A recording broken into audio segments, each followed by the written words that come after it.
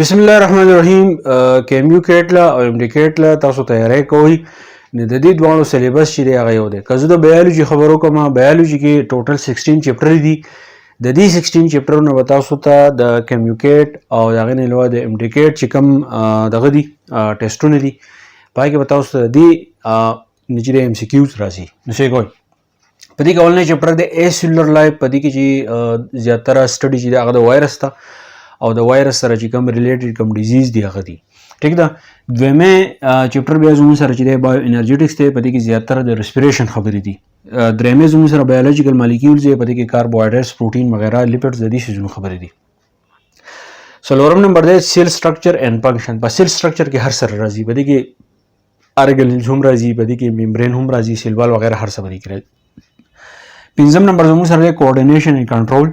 په دې کې به تاسو نروس سیسټم چې دی هغه به په ډیټیل باندې ګورئ. شپږم نمبر چې دی هغه زموږ سره انزایم دی.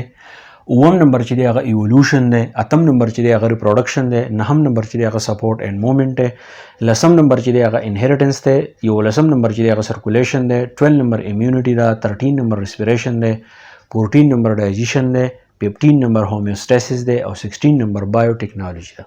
نو دا د بیولوژي ون شاٹ چې کوم ټاپکس دي هغه ما تاسو ته وښو. که چا ولې تیاری نه کړی، چا ټیسټ نه ورکړی، خاص کر د کیمیو کېټ سیکنډ ټیسټ چې دی هغه څوک ورکوي، نو دا سلیبس دی ښه نه. د بیولوژي دا سلیبس دی.